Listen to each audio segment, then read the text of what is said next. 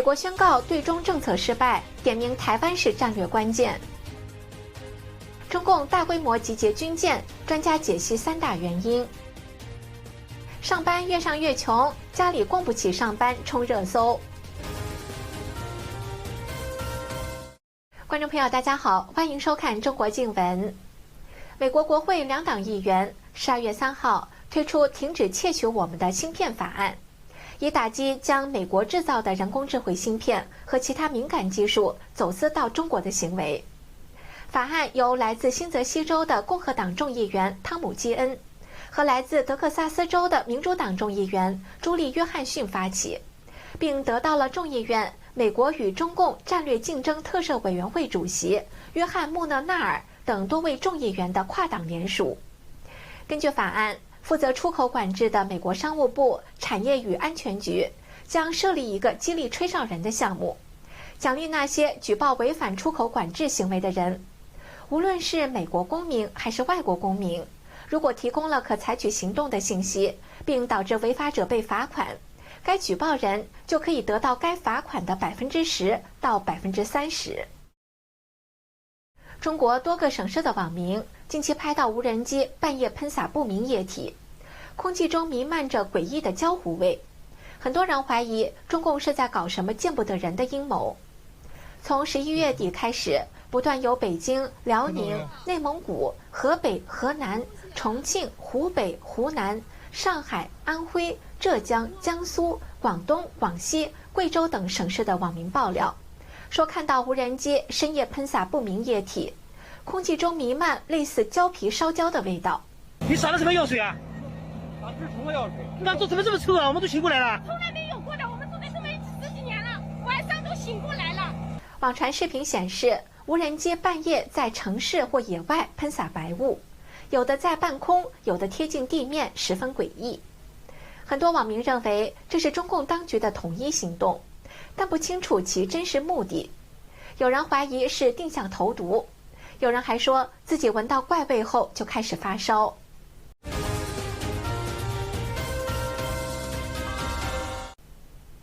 美国川普政府公布最新国安战略，其中在亚洲地区篇章的开头，以强硬的措辞宣告华府过去30年对中国的交往政策彻底失败，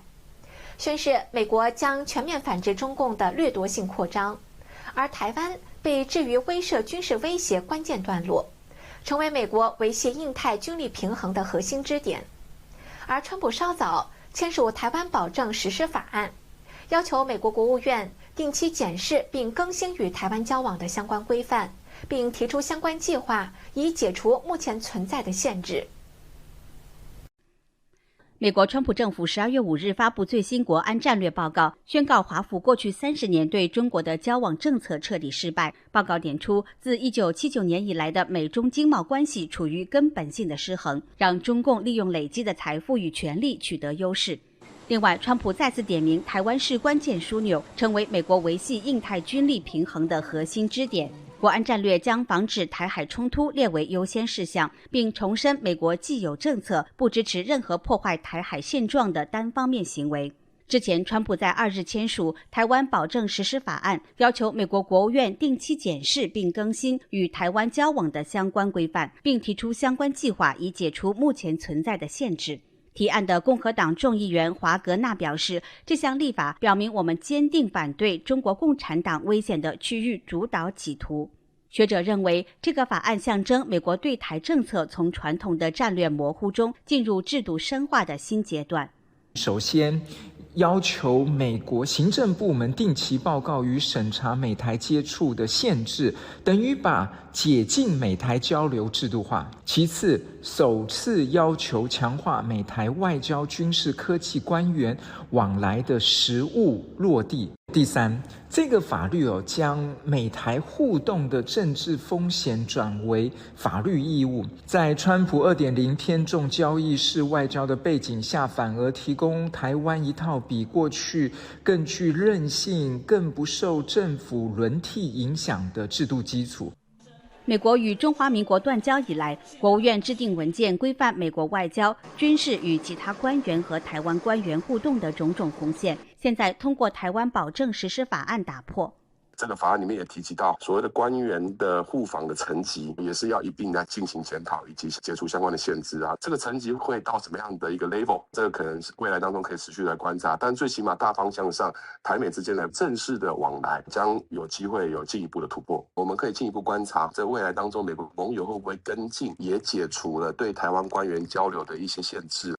在国际上来讲，很多国家原来可能很犹豫跟台湾的交往，一旦美国加强跟台湾的关系，尤其是跟美国有同盟的这些国家而言，当然也会比照这个美国的模式。中华民国总统赖清德接受美国媒体访问时强调，台美虽然没有正式邦交，但感谢美国国会通过《台湾关系法》以及前总统里根提出的对台6项保证，期待能透过关税谈判解决美国贸易逆差问题，深化台美经贸关系。孙国祥表示，赖总统主要同时向内外传递讯号。对外的讯号是向华府表明台湾会持续深化合作，强化互信，也向北京展示美台往来不是偶发，而是法律支持的趋势，借此巩固台湾的国际空间与安全保障。对内而言，有助于增强民众的安全感，稳定金融跟社会心理，并提升执政者在外交跟国安上的正当性。台美官方互动层级、高层交流频繁，中方会有什么反应？这个对中共来讲，当然他不愿乐见啊。不过因为这涉及到美国国内法嘛，所以呢，中共的抗议其实起不了任何作用。当然，中方会不会因此而提高对台湾的嚇阻，这也是会有这样的一个可能性。短期可能的反应当然包括提高军机绕台的频率啊，扩大灰色地带行动啊，制裁个别的美台机构啊，外交谴责以及强化认知战等等。但真正的大规模的军事的冒进，在大陆本身经济疲软、国际压力跟川普 2.0 不可预测的反应下，事实上成本过高。学者认为，美国这项立法更像是对中国灰色地带策略的结构性限缩，让北京反击的空间变窄。12月4号，路透社披露，中共正在东亚水域部署大量海军和海警舰艇，高峰期一度超过100艘。评论分析，目前有3个因素让中共大费周章在海上进行武力展示。在中日关系恶化之际，路透社引述该区域4名安全官员的消息透露，中共舰船集结在黄海南部海域，延伸至东海，并深入有争议的南中国海及太平洋海域。另外，路透社引述该地区的不具名国家的情报报告说，截止12月4日上午，该区域有90多艘中国船舰运作，本周稍早高峰时期数量曾超过100艘。这次行动规模超越中国去年12月的大规模海军部署。本身年末是中共这个海军训练的高峰期。另外一个呢，就是高市的这个关于台湾有事、日本有事这种言论呢，中共呢从外交上也好，从军事上也好，都向日本施加了很大的压力。在黄海曾经搞过这个实弹演习啊，但是呢，日本并没有屈服中共的这个压力，所以说中共呢有点下不来台。除了日本，让中共如此大费周章的另一个因素是台湾。中华民国总统赖清德不久前公布，为因应北京当局以2027年完成武统台湾为目标，政府未来8年内编列新台币1.25兆元的国防特别预算。总统之前呢，宣布台湾前所未有的编列1.25兆的国防特别预算。中国现在就是透过这种军事演习啊，其实就是标准的这种灰色地带冲突的这个运用啊，来对这个相关的国家进行施压。军事频道马克时空主持人马克认为，还有一个因素是美台关系。这个星期二呢，川普总统又签署了台湾保证实施法案，进一步放宽了原来对于美台之间官方交流的这个限制。这样的话呢，对于中共一直强调的所谓一中原则，那实际上是一个挑战。所以说这个中共呢也是觉得应该有所回应。所以我感觉就是这3点加在一起，让中共呢觉得必须得耀武扬威一下。消息人士称，部分中国舰艇与战机在该区域演练了对外国船只进行模拟攻击，也演练了封锁行动。据指，外部势力在冲突时派遣增援部队。其实日本的反应主要是针对中国威胁的行为所做出一个反应，这是可以理解的。可是中国却把它当作是一种挑衅。我说这就是标准的只许你自己大肆的扩军演，人家要做适当的自我防卫，你也说是所谓的挑衅，说标准的这种侵略者的思维知情官员透露，中共这次部署远远超出了中国的国防需要，并给各方都带来了风险。他还补充说，北京正在通过这种史无前例的部署，在测试各国的反应。中共他现在这么搞，最后只能变成个孤家寡人，所有的国家对他呢都是更加的警惕，而且呢就是不断的增加军费，而且呢会与中共呢是拉开距离。那当然呢，他也就会让美国与第一岛链的韩国、日本、台湾、菲律宾的关系会更加紧密。台湾国防安全研究院助理研究员钟志东表示，中共这次部署的范围反而让外界看到，从黄海、东海到南海，其中任何一个地方有事，其实都不能单独区分来看。例如说是台海有事，还是东海有事，甚至于南海有事的话，这绝对不是只有台海、东海、南海，这是整个东亚地区都会受到这个影响。其实这也是再次凸显了中共企图改变区域秩序的一个现状。那当然，它这也引起整个周遭国家的集体反制。两位消息人士也向路透社表示，区域内各国正密切追踪事态发展，但目前认为这次部署并没有带来重大风险。前两天，台湾媒体引述国安人士表示，因中日关系紧张，假设未来一周中国仍找不到台阶下，不排除会发动联合利剑 C 军演，而时间点就落在13日的中国南京大屠杀国家公祭日。上班越上越穷，家里供不起上班冲热搜。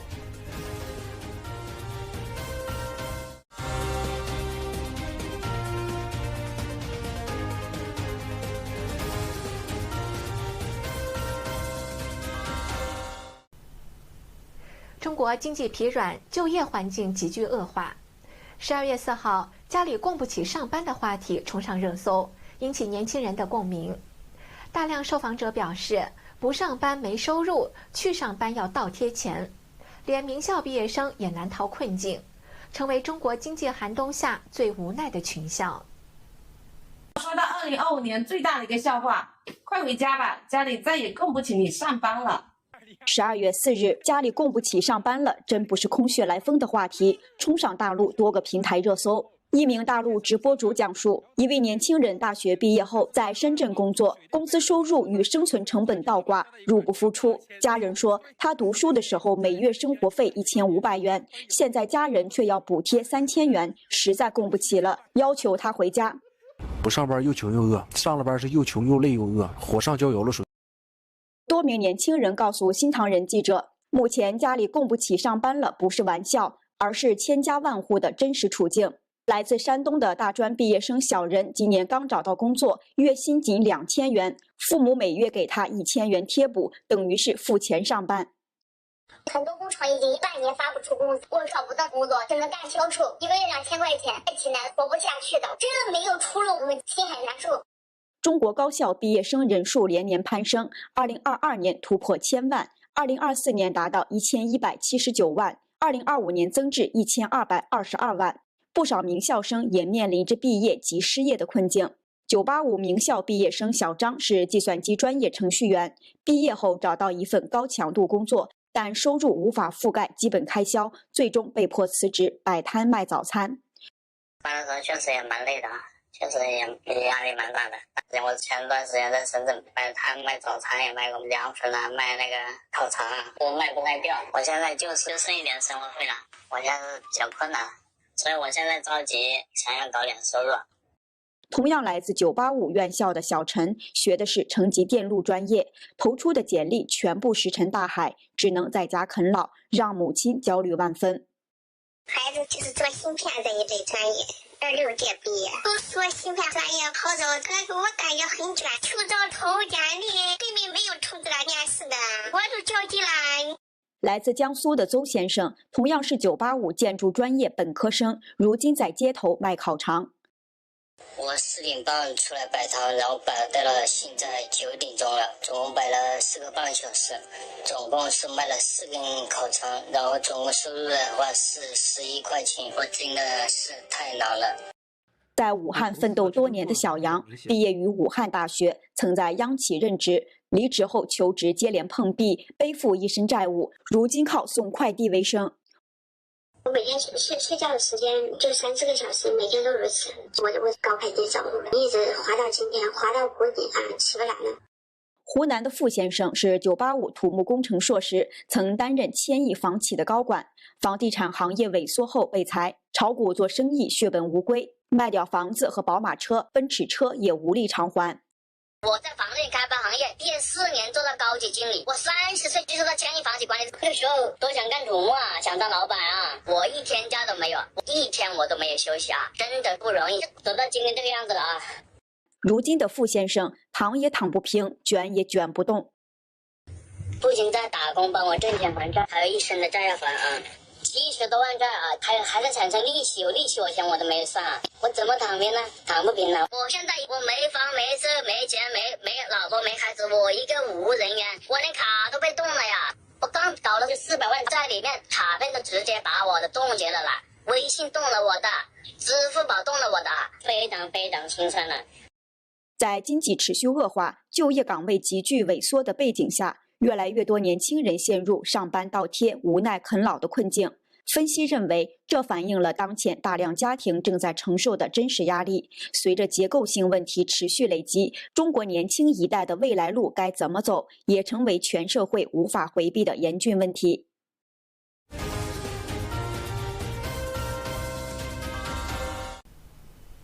下面我们来关注中国大陆各地民众维权的情况。广东深圳毅力生科技有限公司的3000多名工人12月4号开始大罢工，抗议极低工资。工人们聚集在厂区内外，高喊口号，要求公司赔钱。当局派出大批警察到场戒备。据称，该公司因订单不足，长期实行5天8小时工作制，导致工人工资低于深圳市规定的最低工资。浙江省金融资产交易中心暴雷，大批投资者受害。12月5号，数百名投资者在省政府门前维权，讨要说法。大批警察到场维稳，有抗议者被打被抓。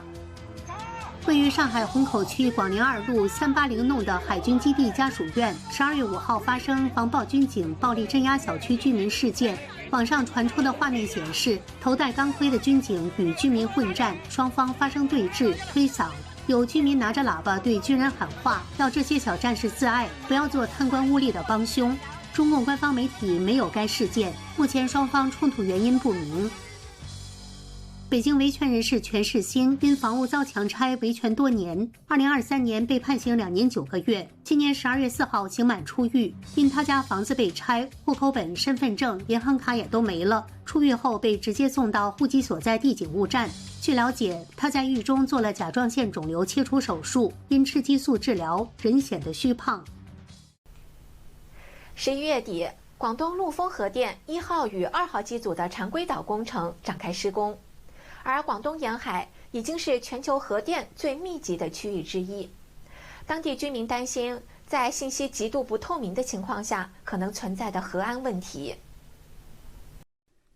据大陆媒体报道，11月28日，由中国电建承建的陆丰核电项目1、2号机常规岛建设全面启动，为中国规模最大之一的核电基地建设按下加速键。陆丰基地规划6台机组，目前已有4台获得核准。该基地位于汕尾陆丰碣石镇，东临碣石湾。然而，在官方报喜的背后，当地居民与技术人员的忧虑却日益凸显。曾参与大亚湾核电站建设的陈先生向大纪元时报记者回忆，当年大亚湾核电启动时，当地居民及100公里外的香港民众都曾联名反对，担心核泄漏事故，但最终工程照常动工。10年前，大亚湾核电厂发生故障却被隐瞒，最后还是由外国专家揭露。目前，中国沿海核电扩建项目集中在广东、浙江、福建、山东，全中国在运与在建机组超过50台。广东目前有大亚湾、岭澳、阳江、台山等4个核电基地投入营运，是全球核电站最密集的区域之一。而中共依然在加速推进核电建设。对此，陆丰居民周先生表示忧虑。他说：“不明白为什么要在广东沿海地区建这么多的核电站，不怕核泄漏吗？”第一个就是政绩工程，第二个就是通常中国状况就是把很多政绩或者工程浮夸的越高，然后预算就浮报，浮报以后呢，当然就有很多上下其手的这种机会，可以从中获得更多的利益。核电站的部分应该这样讲，它主要就是还是要增加所谓的核武器的燃料的部分，明着是说气候变迁，它要降低这个碳排，暗的则是增加所谓的核弹的燃料来源，这是它主要目的的。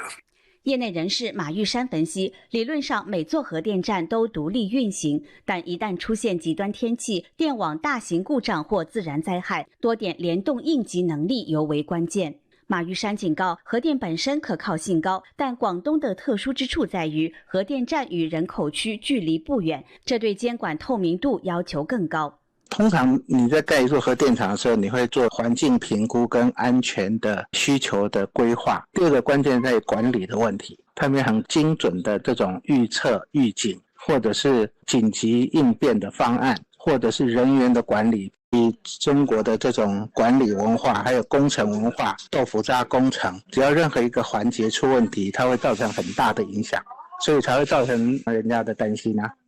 中国的核安全监管机构既是审批者又是执行者，因此一直被外界质疑存在自己监管自己的结构性问题。这是监管的漏洞啊，这个部分就是球员兼裁判在一起的话，就会产生这个问题。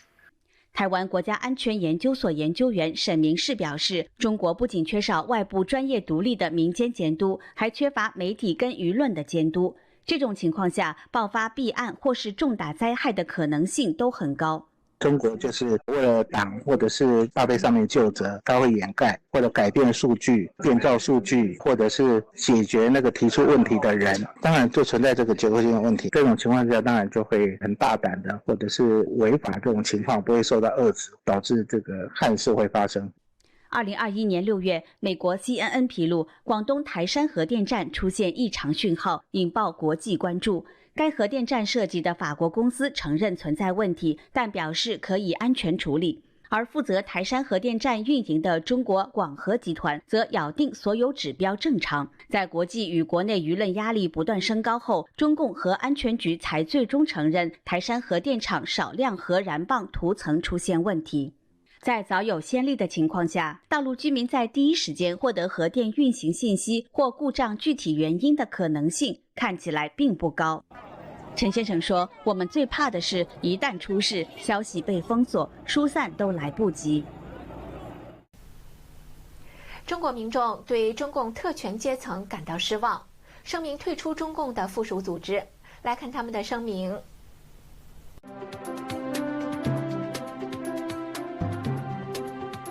尹秀香、尹秀一声明退团退队说，最近知道了很多很心痛又不敢想象的真相。那些中共的高层用权力和金钱做很多伤天害理、人神共愤的事情。希望中国的老百姓早日能得到人身安全、言论自由。